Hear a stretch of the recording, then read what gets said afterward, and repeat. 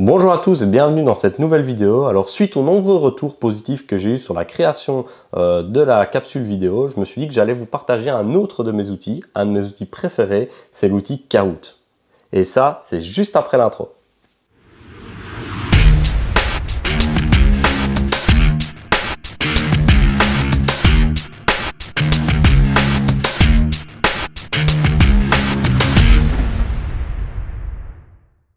Bonjour à tous, je suis très content de vous retrouver dans cette vidéo. Alors on a un petit peu le temps, donc je peux vous proposer du contenu et aujourd'hui je vais vous proposer de la découverte de l'outil Kahoot. Alors ceux qui ne le connaissent pas, Kahoot c'est un outil de quiz interactif qu'on peut faire dans une classe, dans une conférence, un peu partout, et qui se joue grâce au téléphone. Alors vous doutez bien que quand on dit aux élèves sortez vos téléphones, on va faire un jeu avec, c'est Disneyland. Donc voilà, ça a un impact très positif, mais il y a quand même d'autres choses auxquelles il faut faire attention. Je vous présenterai tout ça dans cette vidéo. Je vous expliquerai également comment prendre en main cet outil, comment créer un questionnaire pour une classe quand vous êtes avec. Et la petite particularité, c'est comme on est en quarantaine, moi je vais en proposer à mes élèves à distance. Donc on peut faire des challenges à distance et je vous montrerai comment faire. C'est parti!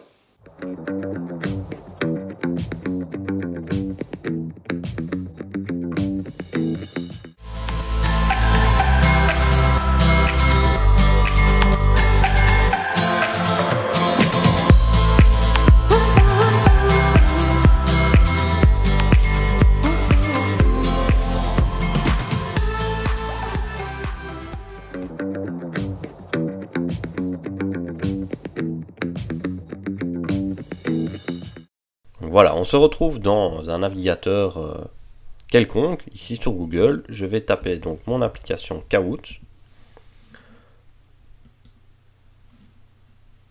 Je me login. L'interface est en anglais, ça c'est un des petits désavantages, mais vous allez voir, elle est très facile à prendre en main. Voilà mon écran, mon tableau de bord quand j'arrive dans l'application Kahoot. Alors, vous voyez ici, comme je vous le disais, j'en ai créé 23 moi-même.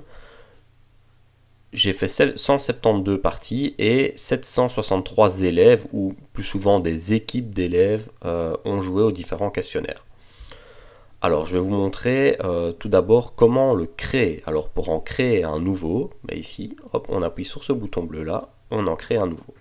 Alors, on a plusieurs possibilités. Kahoot commence à avoir un fameux succès, donc comme toute application qui a du succès, certaines options deviennent payantes. Vous voyez, celle avec la petite couronne, c'est des options qu'on ne peut pas faire car elles sont payantes.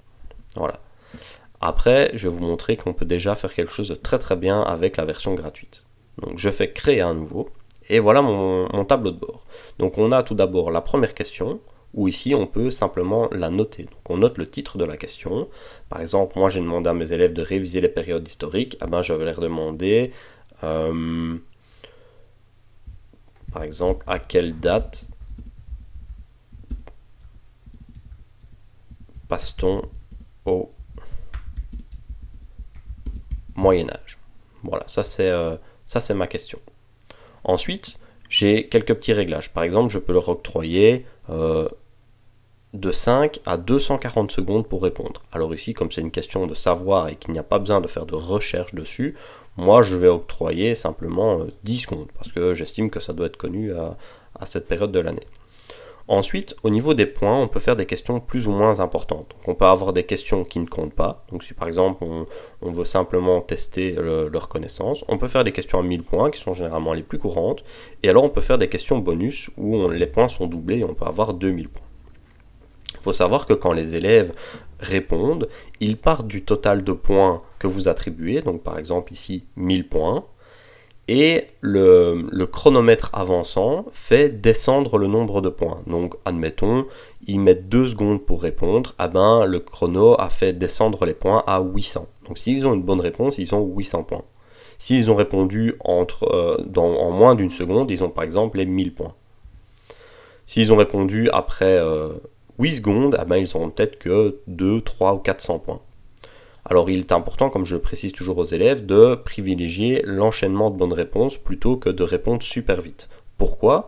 Parce que le jeu propose ce qu'on appelle des combos. Donc si vous enchaînez plusieurs bonnes réponses, si les élèves enchaînent plusieurs bonnes réponses, ils ont ce qu'on appelle des points bonus. Donc ils vont gagner peut-être 500 points grâce à la bonne réponse, plus 250 points de bonus, car ils ont enchaîné 2-3 bonnes réponses. Et les bonus peuvent augmenter, augmenter, augmenter. Et c'est comme ça que les élèves, c'est comme ça que le classement s'établit à la fin. Mais ça, je vous montrerai après. On continue la création de questions. Alors, j'ai envie d'insérer une image. C'est toujours plus sympathique avec une image, bien que ça ne soit pas toujours nécessaire, mais je trouve ça plus sympathique. Alors, je vais par exemple prendre une image. Voilà, je vais taper simplement quelque chose de très simple. Moyen-Âge, dans Google. Je vais dans Google Images et je prends quelque chose qui représente bien le Moyen-Âge. Hop, allez, on va prendre quelque chose de tout simple. Il faut que l'image soit quand même correcte. Voilà, ici on voit le château fort derrière. Hop, je télécharge l'image. Je retourne dans Kahoot. Je vais faire uploader une image, donc soit je peux aller directement dans la librairie Kahoot, mais il y a des options payantes, je peux mettre un lien YouTube, ça je vous montre après, ou je vais directement dans mes téléchargements et j'insère mon image. L'image est quand même bof, hein.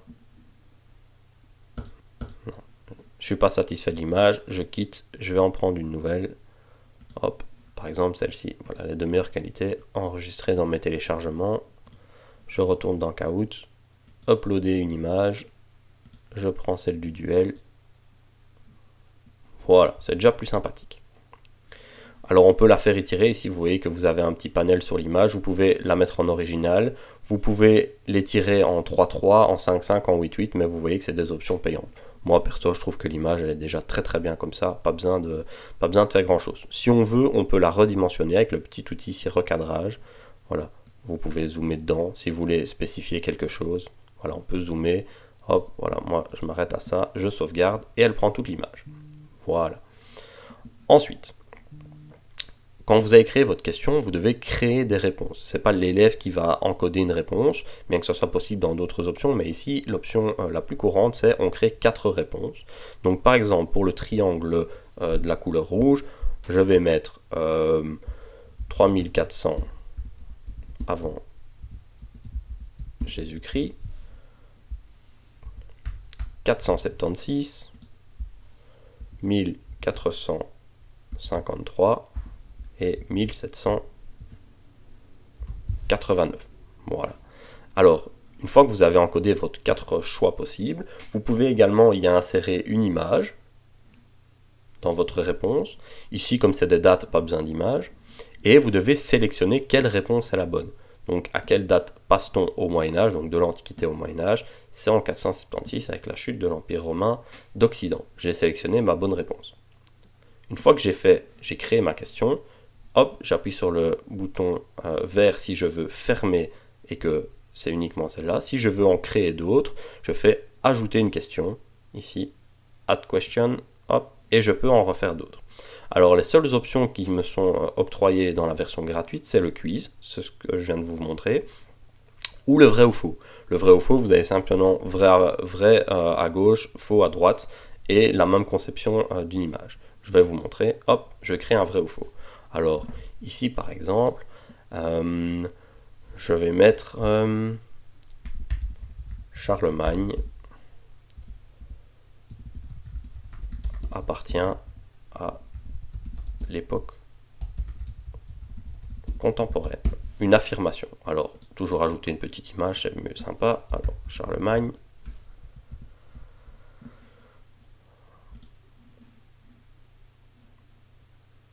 Pas éviter de donner des dates aux élèves, voilà, sinon c'est trop facile. Hop, j'enregistre l'image.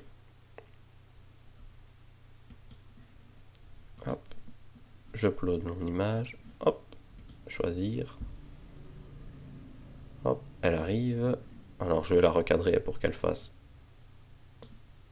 hop, toute mon image. Et voilà. Alors, on a Charlemagne, appartient à l'époque contemporaine, vrai ou faux? Ben non, c'est faux, bien sûr, ça appartient au Moyen-Âge. Hop, donc c'est faux. Une fois que ici, je peux modifier le temps aussi, je vais mettre 10 secondes. Voilà. J'ai créé par exemple mes 2 questions. Alors une chose également que j'ai oublié de préciser, peut-être ici rajouter dans les réglages le nom, donc par exemple, ici, moi, je vais mettre Kahoot de démonstration. Vous pouvez également préciser une petite description de votre Kahoot. Alors ici, démonstration pour YouTube. Voilà, vous après vous insérez ce que vous voulez, ça n'a que très peu d'importance. Vous les sauvez dans vos Kahoot. Le langage, moi je prends toujours français. Alors ici, vous pouvez introduire votre vidéo avec une autre petite vidéo YouTube, pas forcément nécessaire. Une chose qui est également intéressante, c'est au niveau de la visibilité. Alors si vous créez un questionnaire ici avec Everyone, ça veut dire que tout le monde peut y accéder. Je vous montrerai après comment accéder à d'autres questionnaires. Si vous ne voulez pas que ça accède à d'autres personnes, par exemple avec les règles de la protection des données ou vie privée, etc. Si vous mettez des photos de vos élèves, vous pouvez simplement cliquer sur Only You et il n'y a que vous qui pourrez jouer et accéder au questionnaire, il n'y a que vous qui donnez l'accès au questionnaire.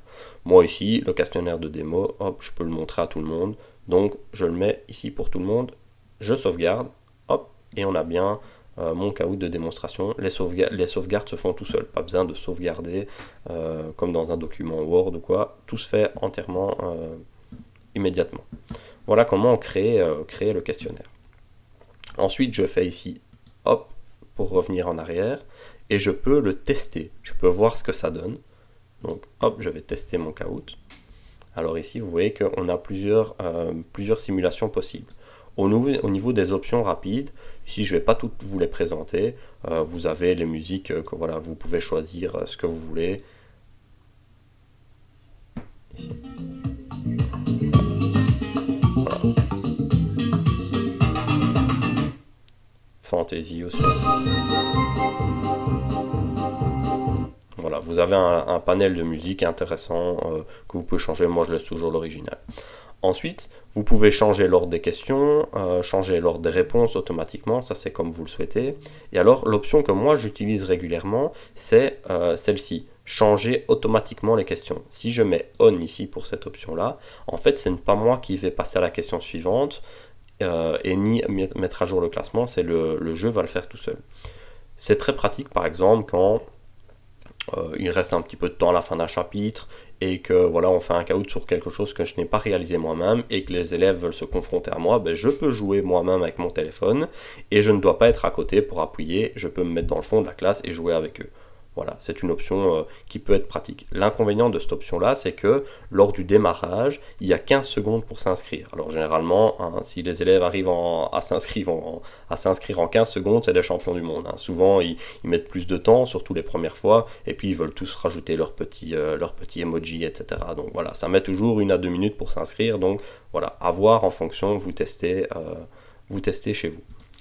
Alors, les deux modes principaux du jeu, c'est soit vous faites en 1 contre 1, donc chacun son téléphone, ou chacun sa tablette, si tout le monde en a une, ou alors en team.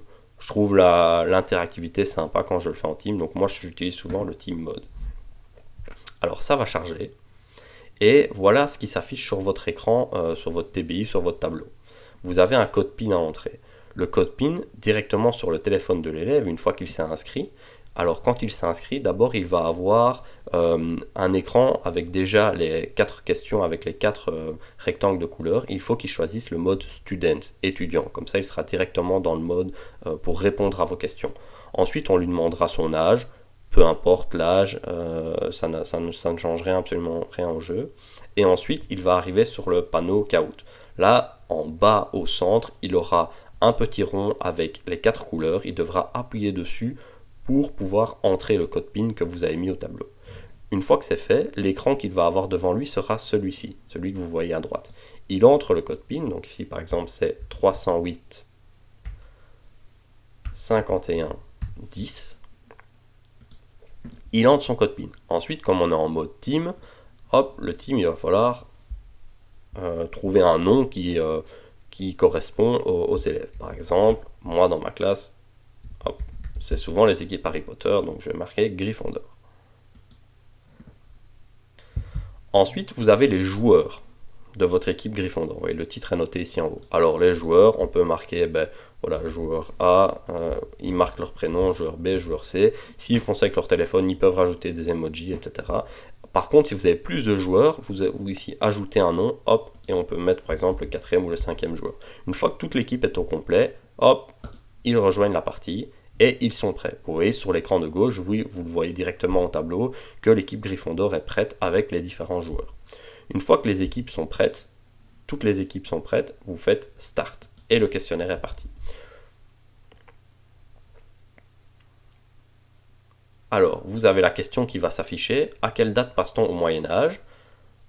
Et à ce moment-là, les élèves ont encore 5 secondes pour lire la question qui se remet en haut. Ensuite, ils ont le temps que vous avez imparti, donc les 10 secondes pour répondre. Alors, s'ils répondent correctement, ils vont gagner des points. S'ils répondent de manière incorrecte, voilà, alors ici, ils vont répondre correctement. Hop, et vous voyez le nombre d'élèves avec les bonnes et les mauvaises réponses. Alors, ce qui est très pratique, c'est que vous pouvez encore enseigner en même temps que jouer. Donc, petit exemple, vous avez ici expliqué par exemple un schéma de n'importe quel cours, et vous voyez qu'il y a un grand nombre d'élèves qui s'est trompé. Alors, le grand nombre d'élèves qui s'est trompé, vous dites que c'est peut-être pas maîtrisé. Vous pouvez faire un petit rappel par rapport à ça, simplement en cliquant sur Show Media. Et là, vous allez avoir votre image qui va se remettre en grand écran sur le tableau. Vous pouvez réexpliquer la notion, les élèves sont complètement captivés. C'est un moment voilà, où on peut rattraper, faire de la remédiation immédiate, c'est très intéressant. Quant aux bonnes réponses, vous avez ici, voilà, vous voyez que l'élève sur son téléphone, il a le total de ses points de l'équipe en bas à droite. On voit que sur la question ici, il a gagné 575 points et qu'il a eu une bonne réponse de suite, que la bonne réponse était correcte. Voilà. Chaque élève a ça sur son téléphone. Les élèves, quand il y a plusieurs équipes, ont également un aperçu du classement. Donc ils voient par exemple, vous êtes en 3e position et vous êtes à 200 points derrière telle personne. Ensuite, une fois que vous avez réexpliqué la notion ou que voilà, qu'il n'y a plus de questions, etc., vous enchaînez avec la question suivante. Vous faites Next. Vous avez dans un premier temps une petite animation où se crée le classement. Donc vous voyez ici que Gryffondor a gagné 575 points. La nouvelle petite animation est apparue aux environs de début de l'année 2020, voire fin de l'année 2019. Et vous avez en fait le classement qui bouge perpétuellement. Donc si la deuxième équipe passe en première position, vous allez voir que les rectangles vont se superposer. On voit l'autre équipe qui passe au-dessus avec les points qui défilent sous forme de compteur. C'est une petite animation très très sympathique, voilà, qui donne encore un peu plus d'interactivité à l'outil. Question suivante, vous avez le vrai ou faux qu'on a fait. Alors ça charge chez l'élève. Charlemagne appartient à l'époque contemporaine. Donc l'élève a bien étudié. Ici, il répond faux, parce qu'il sait que ça appartient au Moyen-Âge, et du coup, bonne réponse, il gagne des points, et ça met à jour son nombre de points. À la fin du questionnaire, il y a une petite animation avec un podium pour les 3 équipes qui ont donc empoché le plus de points, avec le nombre total de points et le nombre de bonnes réponses par rapport au nombre de questions. Donc ici, on voit que Gryffondor a gagné 1590 points, et avec 2 bonnes réponses sur 2 questions. Vous pouvez également établir le top 5, il y a chaque fois le top 5 qui s'affiche au tableau et vous pouvez ensuite télécharger un rapport pour avoir le détail de la partie de tout le monde. Donc si vous voulez utiliser ça comme petite évaluation formative, vous savez avoir les résultats de tout le monde directement sur votre ordinateur. Le petit feedback, là on peut demander aux élèves de noter s'ils ont bien aimé le questionnaire ou pas. Donc par exemple, voilà, le questionnaire j'ai bien aimé, je mets 5 étoiles, hop, tout positif, hop, et je mets le bonhomme qui sourit. Voilà. Ensuite, du côté enseignant, ce qu'on peut faire, c'est par exemple, on peut sauver les résultats ici. Hop, je vais sauver les résultats. Je vais directement le télécharger. Hop, oui, j'autorise. Et ça va nous arriver en fichier Excel. Je vous montrerai après, on peut les retrouver plus loin. Hop, annuler. Donc le fichier Excel, on voit directement donc jouer le 17 mars, le nom, le nombre de joueurs, etc. Le pourcentage de bonnes réponses, les points qu'ils ont obtenus. Hop, on peut voir ici directement le classement avec les différents scores. Les différents scores de tout le monde avec le bonne réponse, mauvaise réponse. Donc si par exemple vous faites une petite évaluation chacun pour soi avec 10 questions, vous savez voir, voilà, lui il a eu 7 sur 10, 6 sur 10, 5 sur 10, etc. Vous avez le détail de toutes les questions ici. Hop, le détail de toutes les questions avec chaque fois le total. Ici, question 1, elle était bonne et ils ont pris 575 points. Deuxième question, hop, elle était bonne et ils ont gagné 1015 points. Alors vous voyez ici, c'est ce que je vous disais tout à l'heure. Ils ont eu une bonne réponse. Ils ont perdu du temps dans la réponse vu qu'il y a quand même un délai de quelques secondes. Mais par contre, avec les bonus, ils ont gagné plus de points que ce qui est normalement autorisé. Donc là, le combo est très intéressant parce qu'ils gagnent plus de 1000 points. Vous avez le détail du quiz après, vous pouvez revoir voilà, les différentes options qui étaient proposées, la bonne réponse, combien de personnes ont eu bonne réponse, le temps moyen pour répondre. Hop, et vous avez ça pour chaque question. Donc voilà, on a un questionnaire qui est un rapport plutôt qui est très complet, qui vous permet d'analyser votre travail par la suite. Donc voilà, on est de retour dans notre tableau de bord Kahoot et je vais vous montrer qu'il est également possible de jouer à Kahoot sans pour autant devoir créer soi-même un questionnaire. Si vous n'êtes pas à l'aise avec la création ou que vous voulez d'abord tester le questionnaire de quelqu'un d'autre, je vais vous montrer que c'est possible. Alors pour ça, il faut aller dans l'option ici Discover. Alors Discover, vous allez avoir tous les Kahoot qui sont déjà créés. Vous avez déjà des thèmes qui sont pré-introduits, voilà, coronavirus, il y en a qui surfent sur la vague, et toutes sortes de thèmes. Alors, voilà, il y a, moi ce que je fais souvent je recherche dans la barre de recherche, ici par exemple, on va dire Union Européenne, hop, je fais Enter, et alors je précise également un autre filtre. Dans les filtres, je vais sélectionner le langage, et je veux être sûr que mes questions soient en français. Je fais appliquer et là je vais avoir une série de Kahoot qui sont sur l'Union Européenne. Alors on en a, j'en ai créé un moi-même, mais voilà, admettons que vous n'en avez pas créé un, vous pouvez directement jouer. Alors vous pouvez les enregistrer dans les favoris si jamais vous êtes super content d'un Kahoot qui est super bien fait. Voilà, par exemple moi celui-ci, ici le monsieur Meneur qui avait créé ça il y a déjà 6 ans, qui a été joué 307 fois. Je l'avais enregistré parce qu'il était vraiment bien fait sur les capitales. Donc vous voyez, vous pouvez regarder le questionnaire sans le modifier, bien sûr, comme c'est pas le vôtre. Vous pouvez regarder les questions. Alors vous voyez qu'ici, il a mis chaque fois une carte avec en surbrillance un pays. Les élèves ont 20 secondes pour le retrouver. Vous avez chaque fois la réponse. Et ici, par exemple, il fallait associer la capitale à la ville. Donc vous avez le pays France et il faut associer la capitale. Vous voyez que Paris est en effet la bonne réponse. Même chose pour l'Allemagne avec Berlin, l'Autriche avec Vienne, hop, etc., etc., etc. Et il y a tous les pays de l'Union Européenne. Bien qu'on ne soit plus actuellement 28, cela reste bien fait, c'est juste une précision. Alors hop, comment vous faites? Soit vous l'enregistrez dans vos favoris pour y jouer plus tard, le lendemain avec vos élèves par exemple, soit vous le cherchez directement en live dans la classe et vous faites play et le questionnaire va se lancer de manière classique. Alors pour le jouer en classe, on a deux options.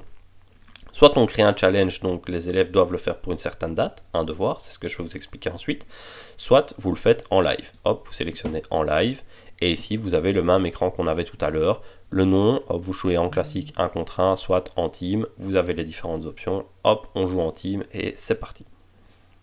Dans la barre d'outils, il y a encore...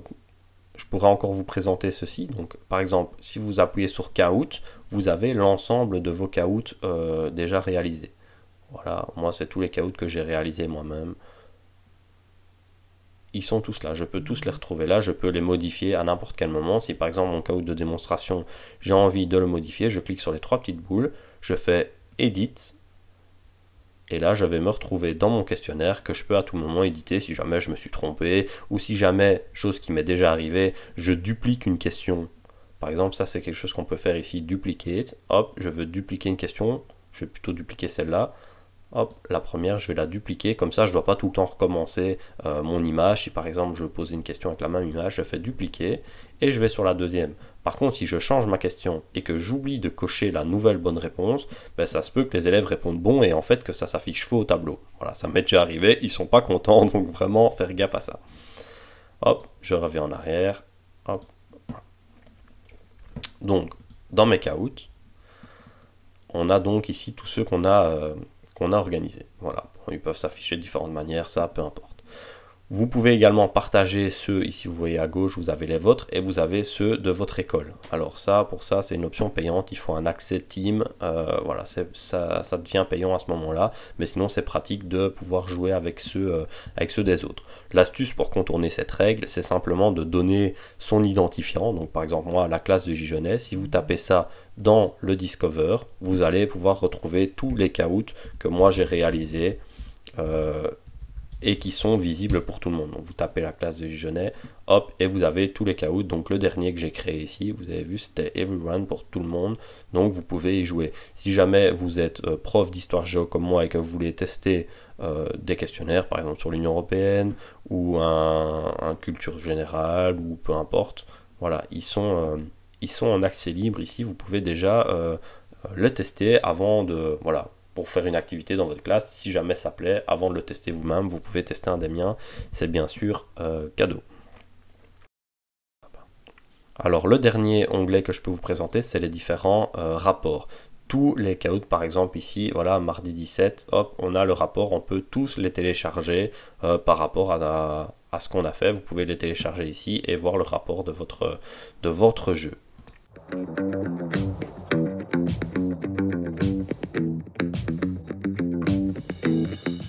La chose qui me reste à vous montrer, c'est comment le créer à distance. Vu qu'on est en quarantaine, on est tous à la maison, on peut en proposer aux élèves et qu'ils jouent chez eux jusqu'à une certaine date. Alors pour ça, par exemple, on clique sur le caout de démonstration, on fait play et on va faire créer un challenge. Alors je crée un challenge et je choisis la date maximum à laquelle les réponses vont pouvoir s'enregistrer, les questionnaires vont pouvoir s'enregistrer. Par exemple, on va dire que on met jusque, voilà, on a le délai maximum ici, voilà, 13 avril, l'heure maximum midi. Alors, est-ce que, là, ici, simplement question timer, est-ce que les élèves vont être soumis à un temps pour répondre ou pas? Ça vous permet de faire des questions ouvertes ou des questions fermées. Ici, voilà, le temps, moi, je le laisse. Je laisse les questions dans l'ordre, donc je ne modifie pas l'ordre. Et le nombre de players maximum, 100. Alors évidemment ici, voilà, vous devez upgrader votre compte si vous voulez jouer à plus de 100 joueurs. Maintenant, si vous faites des petits devoirs, on a rarement des classes de plus de 100, donc ça fonctionne. Je crée mon challenge. Hop. Le challenge, alors comment les élèves vont le rejoindre? Vous avez des raccourcis, soit Microsoft Teams, Remin ou Classroom. Voilà, c'est des choses que vous pouvez directement l'envoyer. Sinon, les méthodes les plus classiques, vous avez un lien que vous devez copier. Les élèves, en cliquant sur ce lien, vont directement arriver dans le questionnaire comme ils le feraient en classe. Ou, encore plus simple, dans leur application, dans leur téléphone, ils ont la manière d'entrer le code PIN, comme ils le font en classe. Ils entrent le code PIN. Hop, ils l'insèrent directement dans le jeu, dans leur téléphone, et ils font le questionnaire, et c'est réglé. Donc voilà, ça c'est un outil très pratique si vous voulez rendre un devoir plus sympathique pour vos élèves. Donc si vous voulez ici rendre un devoir plus sympathique pour vos élèves, c'est un outil qui est très agréable. Le fait qu'ils justifient auprès de leurs parents qu'ils doivent aller sur leur téléphone pour faire un devoir, voilà, généralement ça fait sensation. Donc voilà.